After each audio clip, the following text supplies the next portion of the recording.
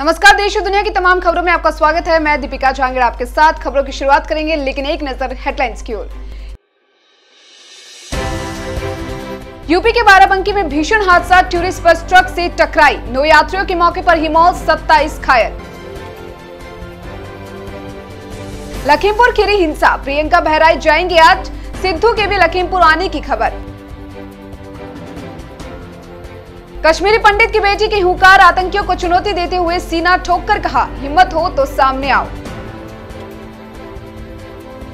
Cruise rave party में महाराष्ट्र के मंत्री का आरोप, नवाब मलिक बोले आर्यन के साथ सेल्फी लेने वाला प्राइवेट डिटेक्टिव। तमिलनाडु में फैक्ट्री में कर रहे थे बंदूक की टेस्टिंग, हुआ ब्लास्ट, 2 घायल। तो चलिए अब खबरें विस्तार से। उत्तर प्रदेश के बाराबंकी में गुरुवार सुबह बड़ा सड़क हादसा हो गया। यहां देवा इलाके में बबूरी गांव के पास एक टूरिस्ट बस और ट्रक की आमने सामने से टक्कर हो गई। हादसे में 9 यात्रियों की मौके पर ही मौत हो गई, जबकि 27 घायल हैं। इनमें कई गंभीर हैं। ऐसे में मौतों की संख्या बढ़ सकती है। सभी घायलों को अस्पताल शिफ्ट करवाया जा रहा है। बस दिल्ली से बहराइच जा रही थी। इसमें 60 से 70 यात्री थे। ये भी बताया जा रहा है कि सड़क पर अचानक आई गाय को बचाने के चक्कर में ट्रक और बस की टक्कर हो गई। एसपी यमुना प्रसाद ने बताया कि राहत और बचाव कार्य शुरू कर दिया गया है। टक्कर इतनी तेज थी कि दोनों गाड़ियों के परखच्चे उड़ गए। ट्रक में बालू लदी थी। मौके पर जेसीबी बुलाई गई। इसकी मदद से बस और ट्रक को अलग किया गया। कई शव और यात्री बुरी तरह से फंस गए थे। गैस कटर से गाड़ियों को काटकर यात्रियों को बाहर निकाला गया। मृतकों की पहचान की कोशिश की जा रही है। लखीमपुर खीरी में 3 अक्टूबर को हुई हिंसा पर सियासत जारी है। गुरुवार को प्रियंका गांधी बहराइच और सपा अध्यक्ष अखिलेश यादव मृतक किसानों के परिजनों से मिलने के लिए लखीमपुर जाएंगे।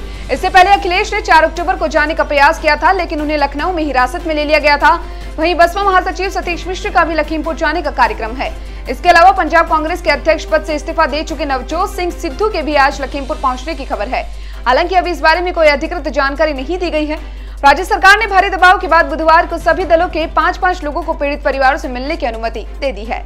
जम्मू कश्मीर में आतंकियों ने कश्मीरी पंडितों को फिर निशाना बनाना शुरू कर दिया है। मंगलवार को श्रीनगर के इकबाल पार्क इलाके के प्रतिष्ठित केमिस्ट माखनलाल बिंद्रू की हत्या कर दी गई।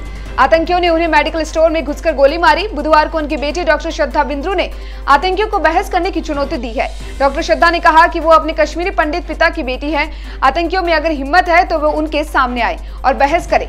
68 साल के जिसे कश्मीरी पंडित केमिस्ट को आतंकियों ने गोली मारी, वह उन चुनिंदा लोगों में थे जिन्होंने 90 के दशक में कश्मीर नहीं छोड़ा था।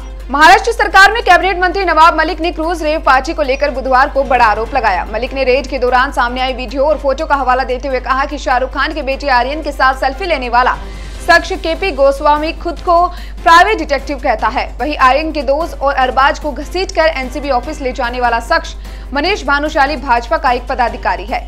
इन आरोपों के बाद एनसीबी के अफसर सामने आए। उन्होंने गोसावी और भानुशाली को अपना गवाह बताया। एनसीबी ने कहा कि कानून के मुताबिक सिर्फ गोसावी और भानुशाली ही नहीं, बल्कि 10 बाहरी लोगों की क्रूज पर रेड के दौरान मदद ली गई थी।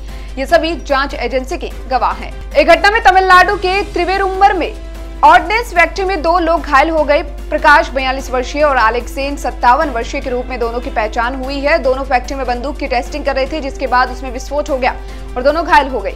इस फैक्ट्री में कई तरह की बंदूकें बनाई जाती है और सरकारी एजेंसियां जैसे कि पुलिस, सेना और स्पेशल फोर्सेस को उनकी सप्लाई की जाती है। सभी बंदूकों को सप्लाई करने से पहले उन्हें चेक करना जरूरी होता है।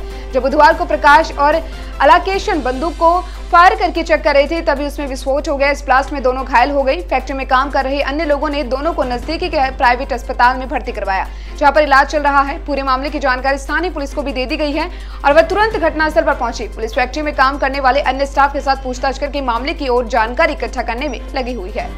फिलहाल के लिए देश और दुनिया की तमाम खबरों में इतना ही। और खबरों में बने रहने के लिए आप देखते रहिए मरुधर बुलेटिन। नमस्कार।